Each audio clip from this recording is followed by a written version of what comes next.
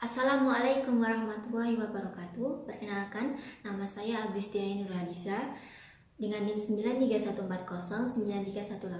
Saya adalah mahasiswa IAIN Kediri Fakultas FEBI jurusan Perbankan Syariah semester 6. Video kali ini untuk memenuhi tugas akhir sekolah mata kuliah pengembangan diri kepribadian. Dalam video kali ini saya akan menjelaskan beberapa poin mengenai sebuah jurnal dengan judul jurnal Pengaruh Kepribadian dan Komunikasi Interpersonal terhadap Komitmen Organisasional oleh Ahmad Syaiqo, Administrasi Negara, Universitas Sawarikading, Unsa, Makassar. Di dalam sebuah organisasi, persaingan tentunya membutuhkan sumber daya yang mampu bersaing. Nah, sumber daya yang dibutuhkan itu adalah sumber daya manusia yang mampu menjalankan organisasi, di mana sumber daya manusia merupakan sumber daya yang utama karena memiliki akal perasaan untuk bertindak, memiliki keterampilan, pengetahuan, dan daya dorong untuk berkarya. Hal ini menyebabkan sumber daya manusia sebagai aset suatu organisasi dalam meningkatkan produktivitas dan juga efisiensi. Upaya yang dilakukan dalam mengoptimalkan sebuah kinerja SDM dengan melalui kemampuan pegawai dalam melakukan komunikasi secara optimal. Setiap karyawan harus mempunyai komunikasi yang efektif dalam kesehariannya, terutama dalam saat bekerja. Komunikasi tidak efektif akan memberikan dampak yang sangat negatif pada suatu organisasi, apalagi komunikasi interpersonal yang memberikan kontribusi terhadap besarnya tingkat komitmen seorang karyawan kepada organisasinya. Komunikasi interpersonal yang mampu terjalin dengan baik akan menumbuhkan rasa kekeluargaan sesama pegawai. Namun, jika komunikasi ini tidak berjalan secara efektif, justru akan menimbulkan pertengkaran, saling iri, saling menghujat, menjatuhkan, dan juga sebagainya. Komunikasi interpersonal tidak terjadi secara efektif mengakibatkan perselisihan berkelanjutan sesama pegawai, saling tuding satu sama lain, dan bahkan ada pemindahan. Dalam jurnal ini dijelaskan mengenai makna kepribadian menurut Alport 1954 yang menyatakan bahwa kepribadian itu adalah organisasi dinamis dalam diri individu sebagai sistem psikofisik yang menentukan caranya yang unik dalam menyesuaikan diri terhadap lingkungannya. Teori komunikasi interpersonal yang dikemukakan oleh Tubbs dan Moss yang mengatakan bahwa komunikasi interpersonal bersifat diadik, mencakup semua jenis hubungan manusia, mulai dari hubungan yang paling singkat dan bisa yang seringkali diwarnai oleh kesan pertama, hingga hubungan yang bisa sampai langgeng.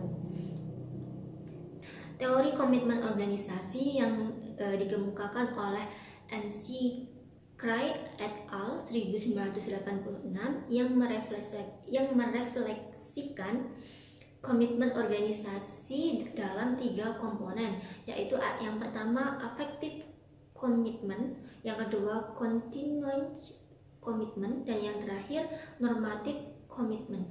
Nah, di dalam jurnal ini terdapat faktor-faktor komitmen organisasi berdasarkan observasi pada Kantor Badan Lingkungan Hidup Provinsi Sulawesi Selatan menunjukkan bahwa komitmen pegawai dalam menjalankan tugas yang telah dijalankan masih perlu ditingkatkan. Hal ini dapat dilihat dari setiap pekerjaan harus melakukan koordinasi dari setiap pegawai sehingga setiap aktivitas dapat terlaksana dengan baik. Dalam jurnal ini, untuk mengetahui pengaruh kepribadian dan komunikasi interpersonal terhadap komitmen organisasi, maka disajikan dalam 3 analisis. Yang pertama ada analisis regresi linear, uji koefisien determinasi, dan juga uji F. Hasil dari penelitian ini menyatakan bahwa perilaku anggota masyarakat masih ada yang belum komitmen dalam pengembalian dana bergulir. Namun diakui bahwa perilaku masyarakat masih berpikir untuk memenuhi kebutuhan hidup sehari-hari sehingga pengembalian dana tersebut terlambat. Perilaku anggota masyarakat dari segi motivasi yaitu memiliki kemauan untuk bergabung dalam kelompok swadaya masyarakat agar mereka mendapatkan bantuan untuk mengembangkan usaha dan memenuhi kebutuhan hidup rumah tangganya. Segi pemanfaatan sangat bermanfaat untuk membantu masyarakat miskin dan antusias mengikuti kegiatan jika ada pertemuan.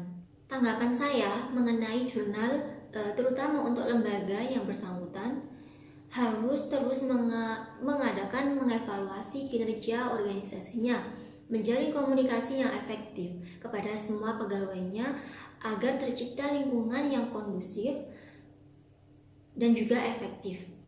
Sebenarnya sudah baik lembaga ini, namun untuk hal pengembalian dananya belum 100% dikatakan baik.